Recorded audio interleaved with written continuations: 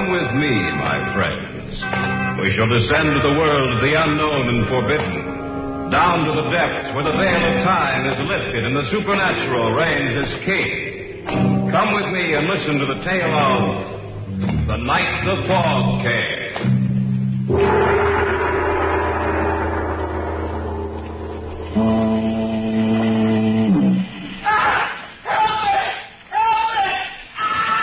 It came from our right. We'd better take a look. Come on. We're getting close to the lake. Only this fog. Wait a minute. There. Right there. Let's take a look. I hope he's all right. Throw him over. All right. He's dead. I know. Do you realize how he died? What do you mean? Look at him closer, Hal. His clothes aren't wet. Even his hair isn't wet. Look at the water trickling from his mouth. This man died less than a minute ago on dry land, 200 yards from the lake. And he died by drowning.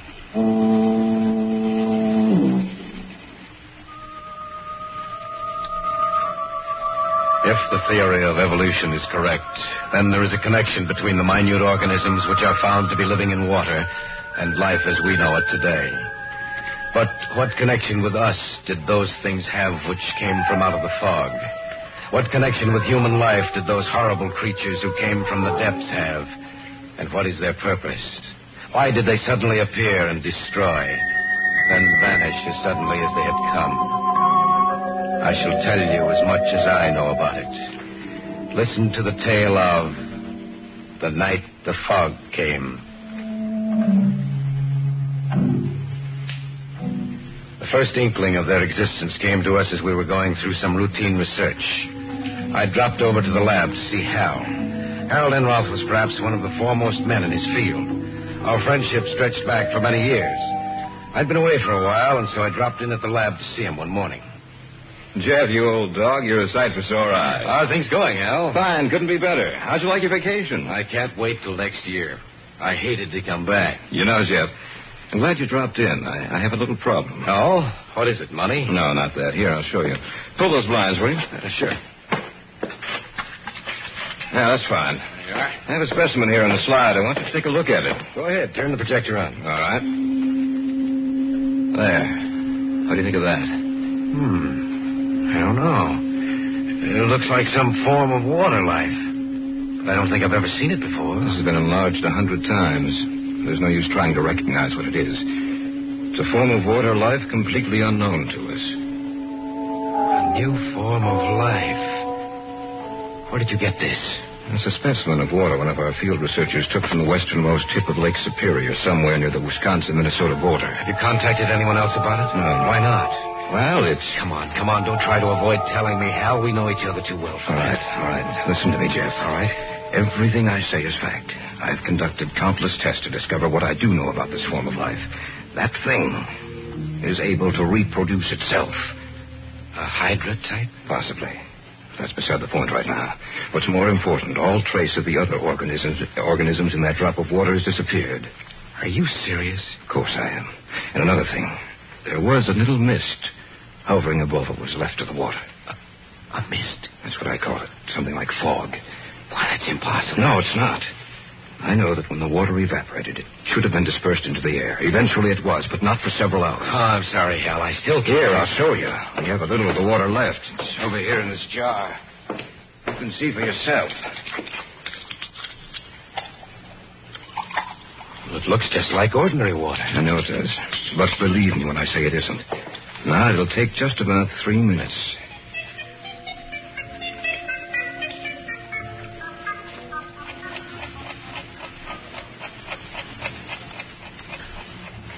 You see what's happening? I can't believe my eyes. See that little cloud of misty vapor beginning to form like fog? Yes. But what causes it? I wish I knew. Our field men say the conditions up there are getting to be unbearable. The whole area for 100 square miles is almost covered completely by this fog. What are you going to do? Well, I'm going up there myself. Jeff, if I send for you, will you join me? Of course. I may need you. I may need everyone I can get. It's begun to prey on my mind, Jeff. Somehow I think there's something in back of this. Something the likes of which the world has never seen. Something evil.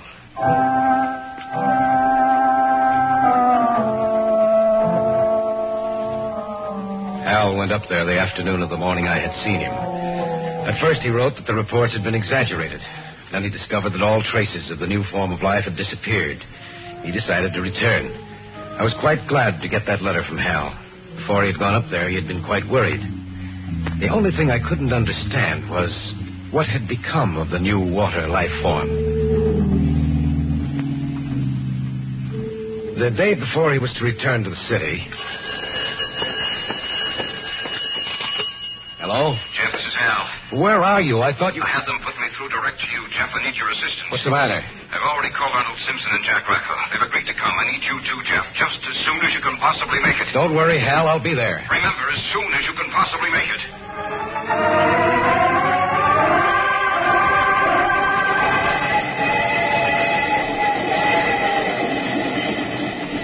I knew Arnold Simpson, and he and I went up together. The train left Chicago and headed north and then slightly west over Illinois and Wisconsin. Simpson and I talked it over on our way up there. Hal talked to you before he left, didn't he, Arnold? Yes, he did. I never had enough time to get up to his lab so he could show me what it was, but his words were description enough. Frankly, I'm worried. In what way? Jeff, why should a new form of water life suddenly appear? Why should it destroy everything with which it comes into contact? And why should the mist or the fog appear to be so dense and heavy? I don't know. That's just the trouble. We don't know. Where has this form of life been, or did it just develop? What's its reason for being here? Perhaps we'll find the answers to those questions when we get there, Arnold. Perhaps. But I'm convinced of this much, Jeff. Whatever it is, whatever that fog is hiding, poses a new problem for us. A problem which may be unsolvable, and which could very well destroy the human race.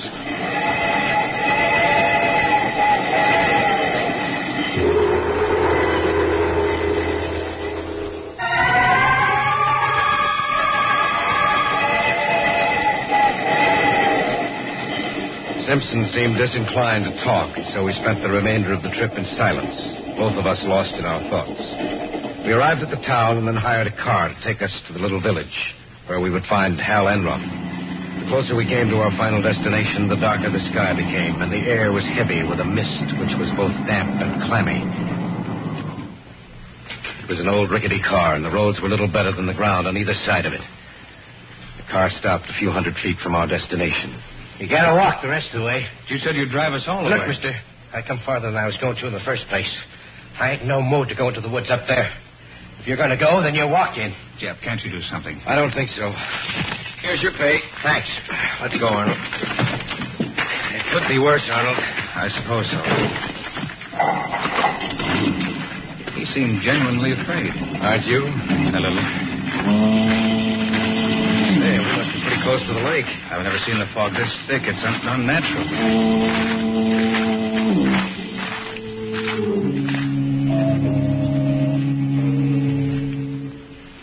Eventually, we made it up to the house. Hal was there waiting for us and showed us where we would sleep. Through the window, I could see that the fog seemed to be getting thicker.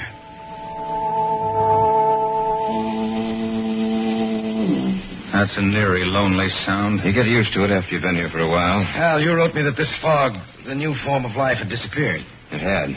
But 2 days ago, it suddenly reappeared. And with it, the fog returned. Then there must be a connection between the two. Yes, but what? I haven't any idea. Look, I have to go down to the village for some food. We don't have enough here to feed 4 of us. Will you come with me, Jeff? Certainly. I'll be right back, Arnold. It's only about a mile away near the lake. Go ahead. That trip made me tired. I think I'll take a nap.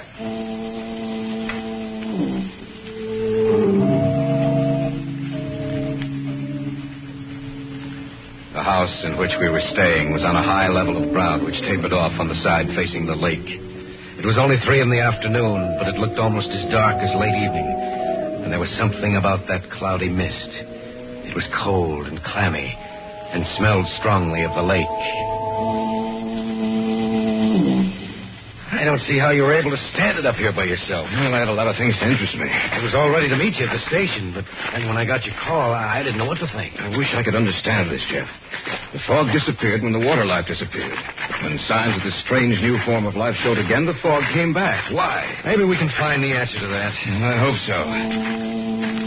Actually, the sound of that foghorn does get on your nerves. Yes, I can imagine it would. You know, if this were a clear day, you could see the village from here. Oh? Actually, it's just a tiny resort town for fishermen and hunters. And it's located right on the westernmost tip of the lake. Imagine it must... It came from our right. We'd better take a look. Come on. We're getting close to the lake. If only this fog... Wait a minute. There, right there. Let's take a look. I hope he's all right. Roll him over. Okay. He's dead. I know. But do you realize how he died? What do you mean? Look at him closer, Hal. His clothes aren't wet. Even his hair isn't wet. But look at the water trickling from his mouth. This man died less than a minute ago on dry land, 200 yards from the lake. And he died by drowning. That's not possible. Are you sure he drowned? There must be a doctor down at the village. Let's take him down there and see what the doctor says. Only I'm sure he'll agree with me.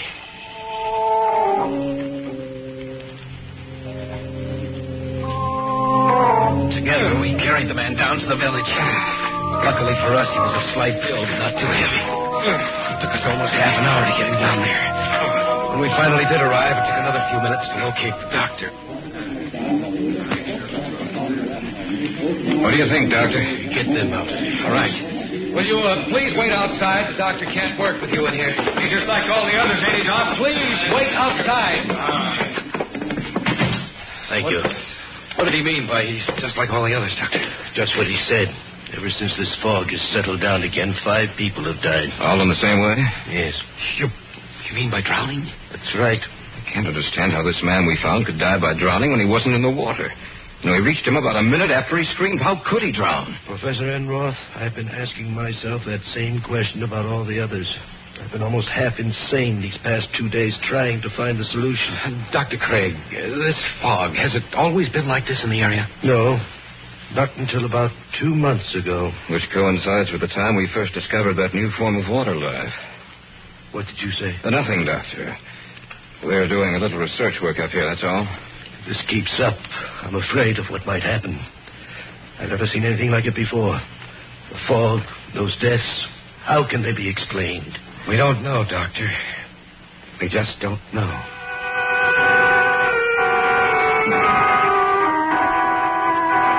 When we got back to the house, we discovered that Simpson had indeed taken a nap. Our arrival must have awakened him, for as we entered, he came slowly down the stairs from the second floor. Need any help? No, we can manage, but come out to the kitchen with us. What's the matter with you two? We found a dead man on our way to the village. Are you serious? Just set those bags on the table. All right. Oh, I'm not joking, Arnold. We heard a scream. It took us about a minute to get to him. He was dead when we got there. A knife? Drowned. What? On dry land, 200 yards from the lake. You must be insane. No, it's the truth, Arnold. And there have been 4 other deaths just like it. When did they happen? In the last 2 days. Since the fog reappeared. That's right. Then there is a definite connection between this fog and the new life form you've discovered, Hal. That's right. But what's the connection?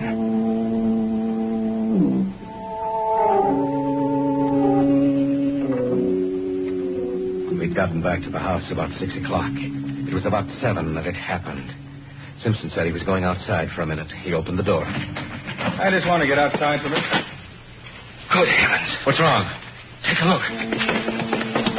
The fog, it's so thick. I've never seen anything like that before. Shut the door. Some of it's getting inside. It's moving along the floor. Shut the door! Did you see it? Yes. The fog. Just like it was alive. Moving like a living thing. Creeping along the floor.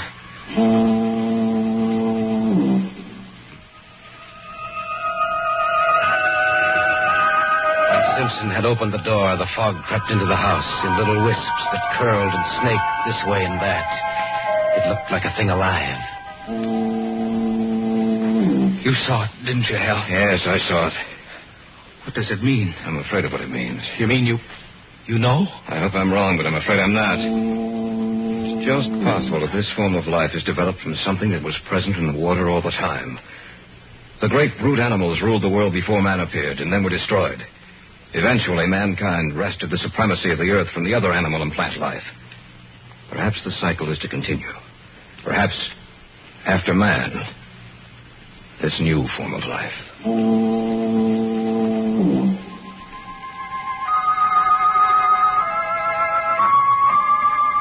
As the minutes passed by, we noticed that little slips of the fog began inching their way through every opening of the house. It was Simpson who pointed down at the bottom of the door and first brought it to our attention. We began to plug up all the openings in the house. At first, we did it slowly, but as time passed, we worked faster and more feverishly. No matter how tired we became, we had to finish the job, or the fog might claim the house, too. It was too quiet. The only thing we heard was the distant, monotonous call of the foghorn. And then Hal broke the silence. Do you know why this fog is so thick? I wish I did. This might be insane, but it has to be the answer. That fog is carrying moisture, a lot of it, perhaps enough to also carry this new form of life. To move it from place to place, to spread it even farther. To kill everything which stands in its way. That might be it. It is, I'm sure it is. Well, in that case, what happened to break it up the first time? And that's the solution to the problem. I don't know what it is, but it did break it up the first time. It drove it back, down to the depths from where it came. That's why there was no sign of it in the water. It came from right outside the house. Racco. He said he was going to arrive this evening. We better take a look. Bring the flashlight. Right, let's go. That light doesn't carry more than a few feet. It's so wet out here. Over there. Look. Little pinpoints of light dancing up and down, all clustered together. That must be it. Come on. It's spreading out. Guys, look. There, on the ground. It's Racco. The same way. The same way as the other one.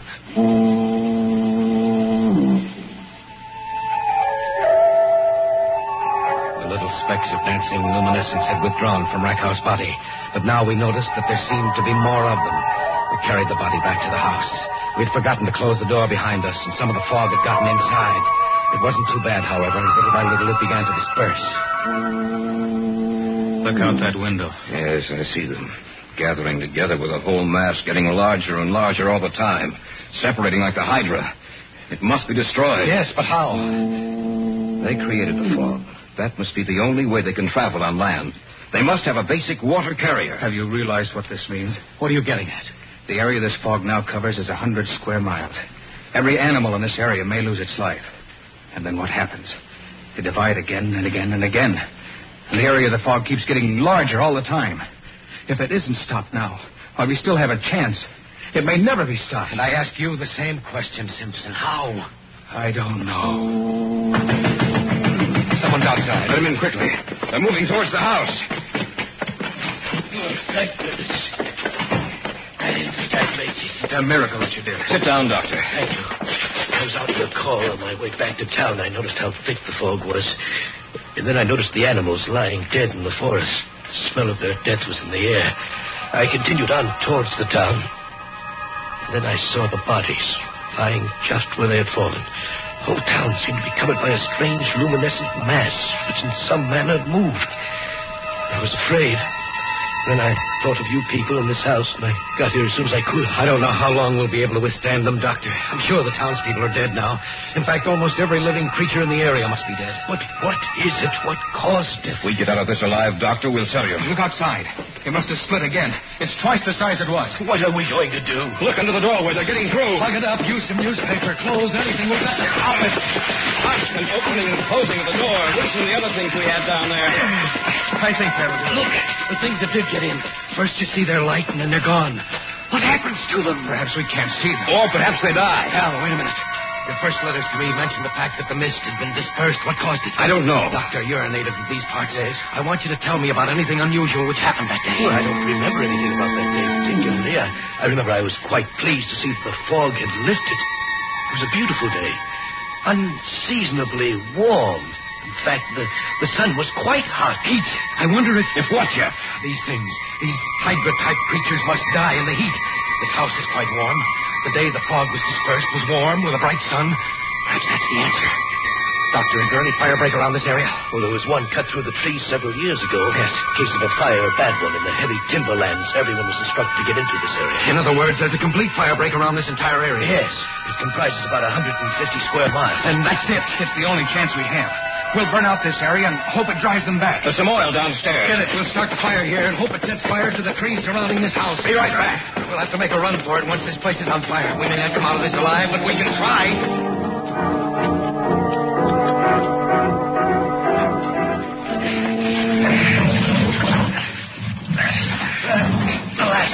Good. Now, everybody knows what... You better light it. Those things outside, they're going to get in. Each man will carry a torch. Yes. All right, light your torches. All right. And then set fire to this house. Lighting mine. All right. And yours. Now. All right. One more. Right. Under the door. They're pouring in under the door. Set the house on fire. Let's get out of here. No matter what happens, keep holding those torches. They're afraid of fire. All right, make a run for it.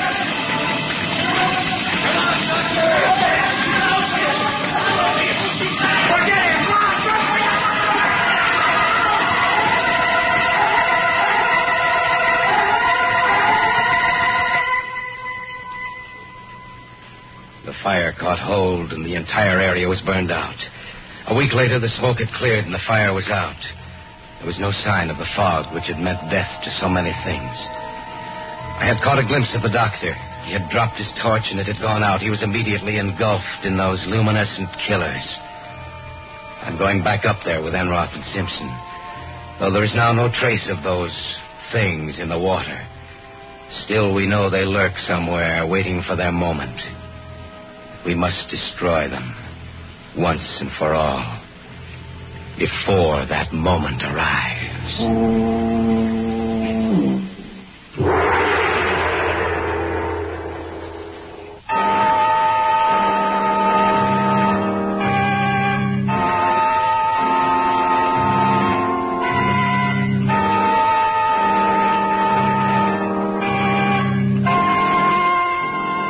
So runs the tale of The Night the Fog Came. All characters and events portrayed on these programs are fictional, and any resemblance to places or actual persons living or dead is purely coincidental.